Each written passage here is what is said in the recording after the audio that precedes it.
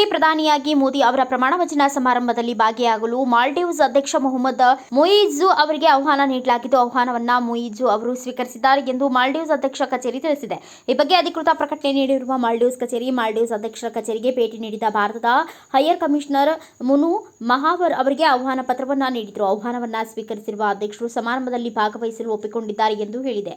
ಆಹ್ವಾನಕ್ಕೆ ಪ್ರಧಾನಿ ಮೋದಿ ಅವರಿಗೆ ಕೃತಜ್ಞತೆ ಸಲ್ಲಿಸಿರುವ ಅಧ್ಯಕ್ಷ ಮೊಯಿಜು ಐತಿಹಾಸಿಕ ಕಾರ್ಯಕ್ರಮಕ್ಕೆ ಹಾಜರಾಗುವ ಮೂಲಕ ಮೋದಿಗೆ ಗೌರವ ನೀಡಲಾಗುವುದು ಎಂದು ಹೇಳಿದರು. ಭಾರತದೊಂದಿಗಿನ ಸಂಬಂಧವನ್ನು ಮತ್ತಷ್ಟು ಬಲಪಡಿಸಲು ಭಾರತದ ಪ್ರಧಾನಮಂತ್ರಿಯೊಂದಿಗೆ ಕೆಲಸ ಮಾಡಲು ಎದುರು ನೋಡುತ್ತಿದ್ದೇವೆ. ಮಾಲ್ಡೀವ್ಸ್ ಭಾರತದ ಸಂಬಂಧಗಳು ಸಕಾರಾತ್ಮಕ ದಿಕ್ಕಿನಲ್ಲಿ ಸಾಗುತ್ತಿವೆ ಎಂದು ಹೈಯರ್ ಕಮಿಷನರ್ ಭೇಟಿಯಿಂದ ಸಾಬೀತಾಗಿದೆ ಎಂದು ಮಾಲ್ಡೀವ್ಸ್ ಪ್ರಕಟಣೆ ತಿಳಿಸಿದೆ. ಲೋಕಸಭಾ ಚುನಾವಣೆಯ ಫಲಿತಾಂಶ ಪ್ರಕಟವಾಗಿದೆ.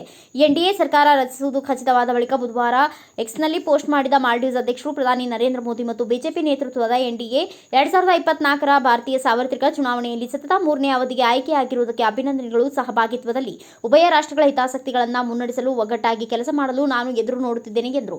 ಪೋಸ್ಟ್ಗೆ ಪ್ರತಿಕ್ರಿಯಿಸಿದ ಮೋದಿ, ಮಾಲ್ಡೀವ್ಸ್ ಅಧ್ಯಕ್ಷರಿಗೆ ಧನ್ಯವಾದಗಳು. ಮಾಲ್ಡೀವ್ಸ್ ಹಿಂದೂ ಮಹಾಸಾಗರ ಪ್ರದೇಶದಲ್ಲಿ ನಮ್ಮ ಮೌಲ್ಯಯುತ ಪಾಲುದಾರ ಮತ್ತು ನೆರೆಹೊರೆಯ ರಾಷ್ಟ್ರವಾಗಿದೆ. ನಮ್ಮ ದ್ವಿಪಕ್ಷೀಯ ಸಂಬಂಧಗಳನ್ನು ಮತ್ತಷ್ಟು ಬಲಪಡಿಸಲು ನಾನು ಸಹಕಾರಕ್ಕೆ ಎದುರು ನೋಡುತ್ತಿದ್ದೇನೆ ಎಂದು ಎಕ್ಸ್ನಲ್ಲಿ ಪೋಸ್ಟ್ ಹಾಕಿದ್ದಾರೆ. ಚೀನಾ ಪರವಾದ ನಿಲುವು ಹೊಂದಿದ ಮೊಯಿಜು ಅವರು ಕಳೆದ ವರ್ಷ ನವೆಂಬರ್ 17ರಂದು ಮಾಲ್ಡೀವ್ಸ್ ಅಧ್ಯಕ್ಷರಾಗಿ ಅಧಿಕಾರ ವಹಿಸಿಕೊಂಡಿದ್ದರು. ಅವರು ಈ ವರ್ಷದ ಜನವರಿಯಲ್ಲಿ ತನ್ನ ಮೊದಲ ವಿದೇಶಿ ಭೇಟಿಯಲ್ಲಿ ಮೊದಲು ಟರ್ಕಿ ಮತ್ತು ಚೀನಾಕ್ಕೆ ಭೇಟಿ ನೀಡಿದರು. ಅಲ್ಲದೆ ಮಾಲ್ಡೀವ್ಸ್ನಿಂದ ಸುಮಾರು 88 ಭಾರತೀಯ ಸೇನಾ ಸಿಬ್ಬಂದಿಯನ್ನು ಹಿಂಪಡೆಯುವಂತೆ ಭಾರತವನ್ನು ಒತ್ತಾಯಿಸಿದರು. ಇದು ಎರಡು ರಾಷ್ಟ್ರಗಳ ನಡುವಿನ ದ್ವಿಪಕ್ಷೀಯ ಸಂಬಂಧದಲ್ಲಿ ಬಿರುಕಿಗೆ ಕಾರಣವಾಗಿತ್ತು. ಪ್ರತಿಯಾಗಿ ಭಾರತೀಯರು ಬಾಯ್ಕಾಟ್ ಮಾಲ್ಡೀವ್ಸ್ ಅಭಿಯಾನ ನಡೆಸಿದರು. ಭಾನುವಾರ ನಡೆಯಲಿರುವ ಪ್ರಧಾನಿ ಮೋದಿ ಅವರ ಪ್ರಮಾಣವಚನ ಸಮಾರಂಭದಲ್ಲಿ ಶ್ರೀಲಂಕಾ, ಮಾಲ್ಡೀವ್ಸ್, ಬಾಂಗ್ಲಾದೇಶ, ಮಾರಿಷಿಯಸ್, ನೇಪಾಳ ಮತ್ತು ಭೂತಾನ್ ರಾಷ್ಟ್ರಗಳ ಮುಖ್ಯಸ್ಥರು ಭಾಗವಹಿಸಲಿದ್ದಾರೆ. ಶ್ರೀಲಂಕಾ ಅಧ್ಯಕ್ಷ ರಾನಿಲ್ ವಿಕ್ರಮಸಿಂಘೆ, ಮಾಲ್ಡೀವ್ಸ್ ಅಧ್ಯಕ್ಷ ಮೊಹಮ್ಮದ್ ಮುಯಿಜು, ಸೆಲ್ಶಸ್ ಉಪಾಧ್ಯಕ್ಷ ಅಹಮದ್ ಆಫೀಫ್, ಬಾಂಗ್ಲಾದೇಶದ ಪ್ರಧಾನಿ ಶೇಖ್ ಹಸೀನಾ ಸಮಾರಂಭದಲ್ಲಿ ಭಾಗಿಯಾಗಲಿದ್ದಾರೆ ಎಂದು ವಿದೇಶಾಂಗ ವ್ಯವಹಾರಗಳ ಸಚಿವಾಲಯ ಶನಿವಾರ ತಿಳಿಸಿದೆ.